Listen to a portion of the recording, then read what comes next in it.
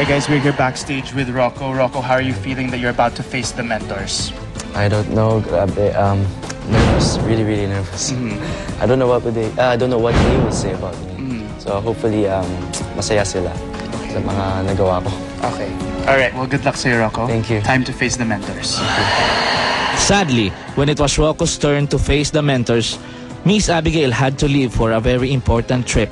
Kaya sina Sir Douglas, Miss Jai, and Direk Gina ang sumukat sa improvements ni Rocco. Sa dami ng awards na nakuha mo, sa dami ng mga pumuri sa'yo, sa dami ng sa tataas ng mga scores na nakuha mo, anong nararamdaman mo? I feel proud po na na-achieve ko po yun. I did my best to work for those awards. Totoo ba yan? Po? Totoo ba yan? Yeah, I feel proud. Don't feel superior? I don't feel superior. Yeah. Feeling ko po, pantay-pantay po kami talaga. You were not the best dancer, but you were a good dancer in my workshop, and you worked very hard.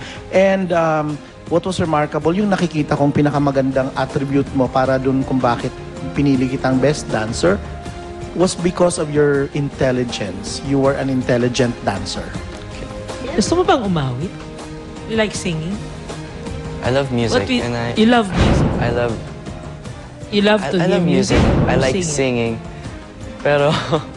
But? Yeah, medyo nalulungkot po ako kasi yung voice ko hindi siya ganun kaganda when I sing. Bakit mo nasabing hindi ganun kaganda? Because when I listen to it po, parang... yak. Napapayak po ako sa boses ko. So, but do you want to win?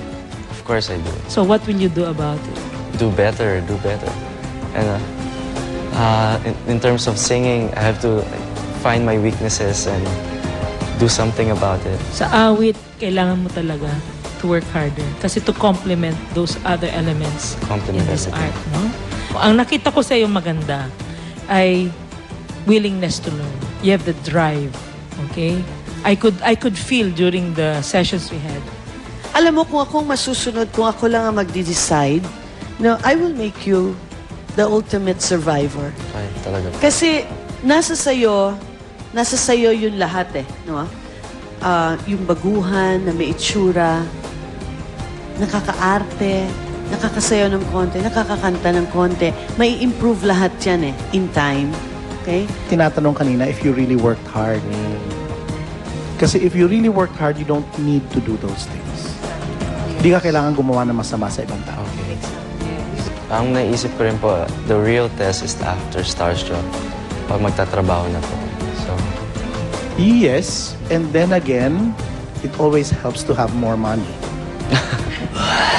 Ano yung mga not so positive comments na talagang tumatak sa'yo na you wanna work on? At the start of the competition, I gave it my all already. So, parang... Right now, parang siguro nagsasawa na mga tao sa akin. Nagsasawa na siguro sa akin. Pero, so... sabi ng mga mentors sa akin is to surprise them. Okay. Para lubusang maranasan ni Diva at Nina ang totoong buhay artista, sinalang namin sila sa taping ng sininobelang Ina, Kasusuklaman Ba Kita?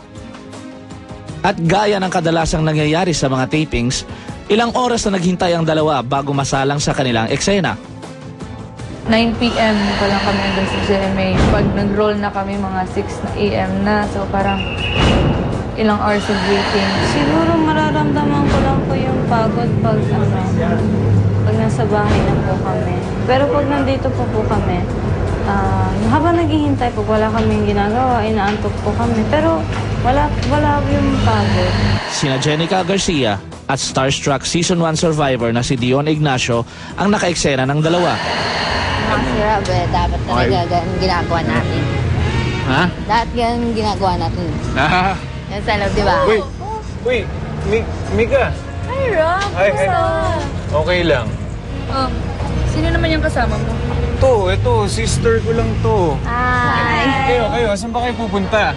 Diyan lang, mag-bar sana kami. Dito? Wala dito. Naubusan namin yung alak dyan. Meron akong alam na mas magandang lugar. Doon tayo. Tara, doon. Doon? Sige, doon din ako. No? Hindi, diyan ka lang. Babalik ka kita dyan, ha? Hindi, kung saan ka, doon ako. Hindi, diyan ka lang. Babalik ako. Masaya talaga ako personally nung nakita ko silang dalawa dito kasi hindi ko ina-expect. Tsaka okay naman, madali silang ka-eksena. Tsaka hindi ko naman nakikita na naiilang sila o ano, mukha namang alam na nila yung ginagawa nila, ganyan. So nakakatuwa at sana maulit. Kay Diva, napansin ko, habang nagla-line siya, may emotion din. So okay sa akin yun. Parang naramdaman ko siya bilang ka-eksena. So, si Nina naman, okay din, relax. Medyo nalito lang siya nung umpisa sa instruction, di ba? Yung sa bar lang, yung pagturo, pero okay din. Si Diva at Nina, okay sila, no? Actually, konting dagdag pa lang, no? Kasi minsan nagkukulangan sila yung pwesto nila sa camera. Minsan nagsa-side view sila. So, konting siguro mapapag-aralan pa nila yon. Pero sa acting, kasi konti lang naman yung pinagawa ko sa kanila. So, siguro dagdag pa lang ako ng konti. Pero now, okay na sila for yung act nila na gano'n.